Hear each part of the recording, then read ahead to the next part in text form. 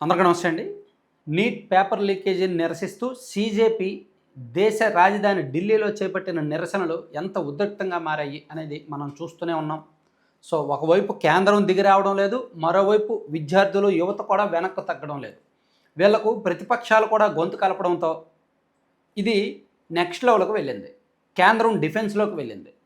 ఎప్పుడు ఏ అంశం మీద సత్వరంగా స్పందించిన ప్రధానమంత్రి మోదీ గారు దీని మీద స్పందించి ఫాస్ట్ ట్రాక్ కోర్టులు ఏర్పాటు చేస్తామని చెప్పారు. అయినా సరే విద్యార్థులు శాంతించడం లేదు. సో ఒక రకంగా ఈ యువతకు సీజేపీకి దేశ ప్రముఖుల నుంచి కూడా మద్దతు లభిస్తుంది. అది ఒక రకంగా ఆహ్వానించదగిన పరిణామం. సాధారణంగా మన దేశంలో సినీ యాక్టర్లు కావచ్చు, సెలబ్రిటీలు కావచ్చు, వారి సేఫ్ జోన్ వారు చూసుకుంటారు. ప్రజా సమస్యల పట్ల, యువత సమస్యల పట్ల పెద్దగా మాట్లాడరు. ఎందుకంటే కేంద్ర ప్రభుత్వానికి కోపం వస్తుందేమో, మా మీద కన్నేస్తారేమో అని భయంగా ఉంటారు. కానీ ఫస్ట్ టైం ఈ జెడ్ గ్రూపు సీజేపీ ఆధ్వర్యంలో నడుస్తున్న నిరసనలకు ప్రముఖుల మద్దతు లభించింది. చూడండి, సోషల్ మీడియా వేదికగా చాలామంది దుల్కర్ సల్మాన్ గారు ట్వీట్ చేశారు. విద్యార్థుల ఆవేదనను విని వారిని అర్థం చేసుకోవడానికి ప్రయత్నించాలి. విద్య అంటే ఆశ, అవకాశం, మెరుగైన భవిష్యత్తుకు నమ్మకం.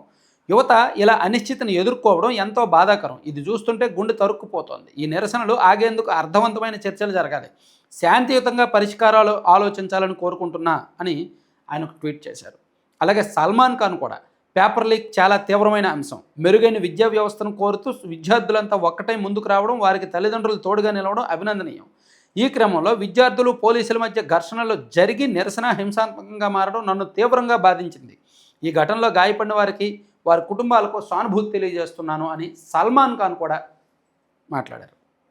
అలాగే ఇంతియాజ్ అలీ, మన భవిష్యత్తు కోసం మనం చేయాల్సిందల్లా విద్యార్థుల మాటలు వినడమే అని ఒకే ఒక్క లైన్తో తేల్చిపడేశారు. అలాగే నేను ఒక నటిగా కాకుండా బాధ్యతాయుతమైన పౌరురాలుగా మాట్లాడుతున్నాను. కష్టాల్లో ఉన్న వారికి మద్దతుగా నిలవడం వెనక రాజకీయాలు ఉండవు. ఇది కేవలం మానవత్వంతో చేసిన ఆలోచన మాత్రమే అని అదితిరావు హైదరి, హీరోయిన్, మోడల్, ఆమె కూడా ఒక ట్వీట్ చేశారు. అలాగే వీరితో పాటు పూజా భట్, సోనాక్షి సిన్హా, షబానా ఆజ్మీ, అర్జిత్ సింగ్, అనుపమ్ ఖేర్ వంటి వాళ్ళు కూడా విద్యార్థులకు మద్దతుగా వాళ్ళు ట్వీట్ చేశారనమాట. ప్రకాష్ రాజ్ డైరెక్టే పాల్గొంటున్నారు. ఇక యువరాజ్ సింగ్ కూడా, ప్రముఖ క్రికెటర్ యువరాజ్ సింగ్ కూడా దీని మీద స్పందించారు. ప్రతి ఒక్క బిడ్డ, విద్యార్థి, పురుషుడు, మహిళ ఎవరికైనా సరే ప్రశాంతంగా నేర్చుకుంటూ సురక్షితంగా ఎదిగే కలలను సాకారం చేసుకునే అవకాశం దక్కాలి. మీ శ్రేయస్సే ఉజ్వల భారతావనికి పునాది. సంరక్షణ, అవకాశాలు, ఆశలతో కూడిన సమాజాన్ని నిర్మించడానికి మనం ఏకమవుదాం. భారత భవిష్యత్తు కోసం మనం చర్చల ద్వారా సామరస్యపూర్వక పరిష్కారాన్ని కనుక్కోవచ్చు అని యువరాజ్ సింగ్ ట్వీట్ చేశారు. అంతెందుకు, పాకిస్తాన్ మాజీ క్రికెటర్ డానిష్ కనేరియా తెలుసా, స్పిన్నర్, ఆయన కూడా ఒక ట్వీట్ చేశాడు. భారత్లో శ్రీరాముడిని, ప్రధాని మోదీని దూషించడమే ప్రతి నిరసన వెనుక ఉన్న స్క్రిప్ట్ అని పాక్ మాజీ క్రికెటర్ డానిష్ కనేరియా చేసిన పోస్ట్ కూడా వైరల్గా మారిందనమాట. సో మన దేశంలో జరుగుతున్న అంశాల మీద ఆయన ఏమన్నాడు, భారత్లో ఇప్పుడు ప్రతి నిరసనకు ఒకటే స్క్రిప్ట్. భారత మాత్రం శ్రీరాముడిని, ప్రధాని మోదీని హిందుత్వంపై దోషంలో స్లోగన్ ఇవ్వడమే నిరసనలుగా భావిస్తున్నారు. ఇక్కడ కూడా నేపాల్లో వచ్చిన పరిస్థితులు వస్తాయని ప్రతిపక్ష పార్టీలు కాచుకుని ఉన్నాయి. యుఎస్తో ట్రేడ్ డీల్ జరగకముందే కొందరు రైతులు ఢిల్లీని బ్లాక్ చేయాలని సిద్ధమైపోయారు. ఇది ఒక సర్కస్లా తయారైంది. నిజాలు తెలుసుకోకుండా నిరసనలు తెలుపుతూ ఉంటే దేశం ఎప్పుడు అభివృద్ధి చెందుతుంది అని డానిష్ కనేరియా ప్రశ్నించారు. మీకు తెలుసా, actually Danish Kaneria Pakistan cricket జట్టు మొత్తం మీద ఉన్న ఏకైక హిందూ. సో ఆయన ఈ సమస్య మీద మాట్లాడడం కనిపిస్తోంది.